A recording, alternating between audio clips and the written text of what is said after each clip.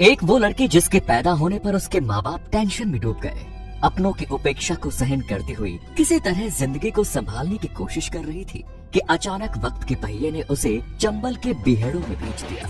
वहाँ उसने जिंदगी का जो कठोर सबक सीखा, उसका परिणाम उस समाज ने भी भुगता जिसकी बदौलत उसने चंबल के बीहड़ों की शरण ली थी।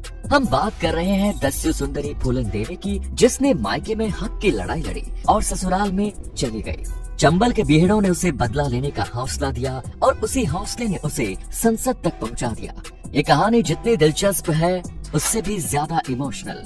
अगर आप इस कहानी को आखिर तक देखना चाहते हैं तो वीडियो को बिना स्किप किए आखिर तक आप जरूर देखिए।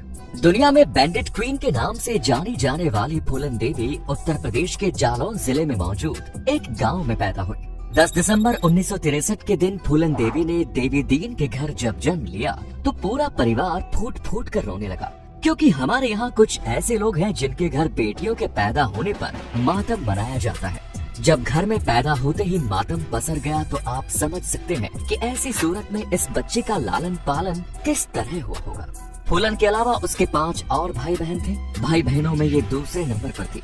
उसके पिता देवी दीन की सबसे बड़ी चिंता बेटी के लालन पालन के साथ उसकी शादी की थी। भाई बहनों में फूलन देवी का स्वभाव बहुत अलग था। वो किसी की गलत बात और अन्याय को बिल्कुल भी बर्दाश्त नहीं कर सकती थी। यहाँ तक कि गांव के लड़के अगर उसे चिढ़ाते, परेशान करते तो वो उन्हें न केवल गंदी गंदी गालियाँ देती बल्कि उनके साथ मारपीट भी कर देती थी और कई बार तो लड़कों के ऊपर शेर पर सवार शेर साबित होती थी। फूलन देवी की इस हरकत के चलते घर में उल्हाने आने लगे।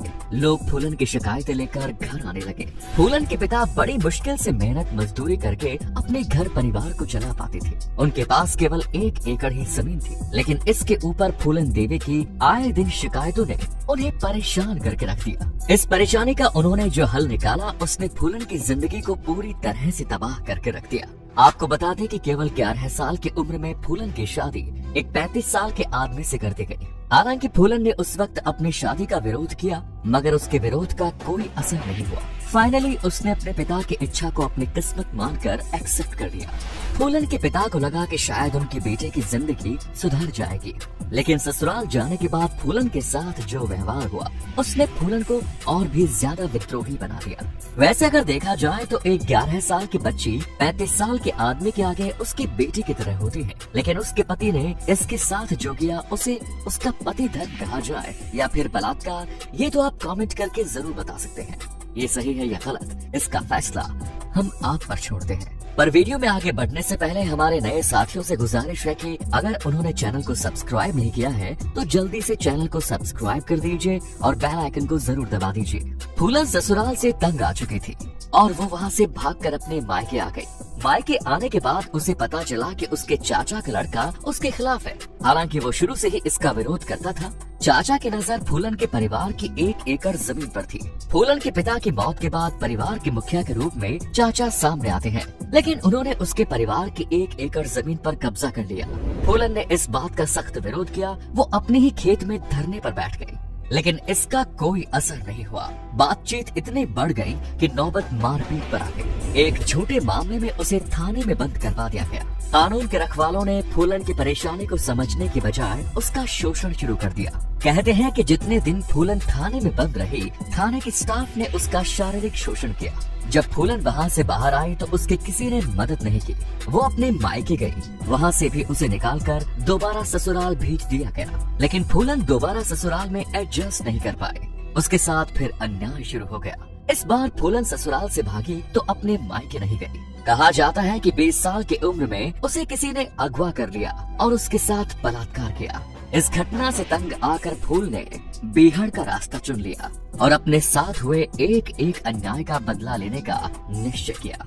ऐसा बताया जाता है कि अपने एक रिश्तेदार की मदद से फूलन डाकुओं के गिरोह में शामिल हो गई और डाकुओं के गिरोह में शामिल होने के बाद सबसे पहले उसने अपने ससुराल जाने का निश्चय किया। ससुराल पहुंचकर अपने पति को गांव के बीचों बीच मारते हुए घसीट कर ले आई। फिर उसे वहां बांधकर तब तक पीटा जब तक कि वो अधमरा नहीं हो गया। उसे चाकू मारकर अधमरी हालत में छोड़ दिया। साथ ही उसने ये ऐलान भी किया कि गांव में अगर किसी भी बुढ़ऊ या अधिक उम्र के व्यक्ति ने छोटी उम्र की कन्या से शादी की तो उसका इससे भी बुरा अंजाम होगा। इस शादी में जो लोग शामिल होंगे उनका यही हाल होगा।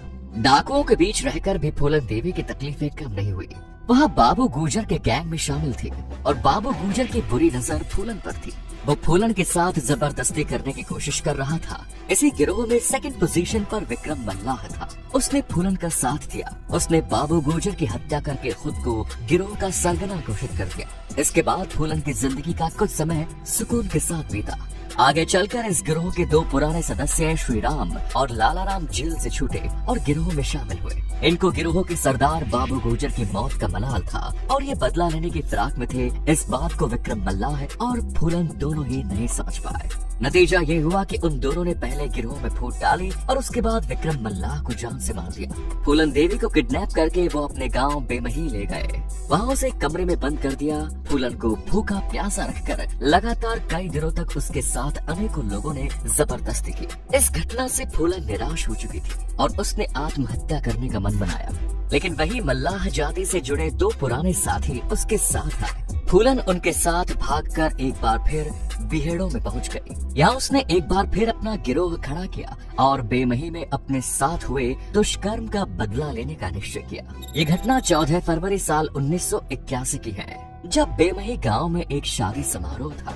फूलन और उसके गिरोह ने इस गांव में पहुंचकर तहलका मचा दिया। वो सभी पुलिस की वर्दी में थे। उसने गांव के 21 मर्दों को एक लाइन से खड़ा करके गोली मार दी।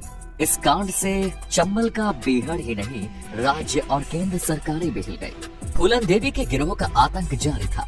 सरकार किसी भी तरीके से उससे आत्मसमर्पण कराने पर तुली हुई थी। फाइनली वो दिन भी आ गया जब फूलन देवी ने साल 1984 के फरवरी महीने की 13 तारीख को अपने पूरे गिरोह के साथ मध्य प्रदेश के भिंड जिले में तत्कालीन मुख्यमंत्री अर्जुन सिंह के सामने आत्मसमर्पण किया।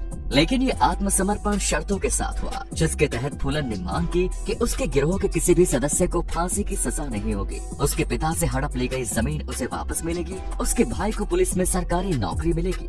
गिरोह के सदस्यों को फांसी की सजा न देने की मांग को छोड़कर उसकी सभी मांगे मान ली गई। फूलन पर 22 हत्या, 30 लूट और 18 अपहरण के मामले चलने लगे और वो 11 साल तक जेल में रही। साल 1993 में मुलायम सिंह यादव की सरकार ने उस पर लगे तमाम मुकदमों को वापस लिया और उसे साल 1994 में जेल से रिहा कर दिया। साल 1996 में समाजवादी पार्टी के टिकट पर वो सांसद बनी, लेकिन फिर भी फूलन देवी का अतीत उनका पीछा कर रहा था। 25 जुलाई 2001 को शेर सिंह राणा नाम के व्यक्ति ने उनके घर के सामने ही उनकी गोली मारकर हत्या कर दी। शेर सिंह राणा ने बताया कि उसने बेहमही हत्याकांड का बदला लिया है। दरअसल बेहमही हत्याकांड में फूलन देवी ने जितने लोगों को मारा, उनमें वो लोग शामिल नहीं थे जो फूलन देवी के साथ दुष्कर्म कर चुके थे। लाला राम और श्री राम बच गए थे। तो ये थी बैंडिट क्वीन फूलन देवी के जीवन की सच्ची कहानी। वीडियो पसंद आया तो इसे लाइक कीजिए और शेयर कीजिए। धन्यवाद।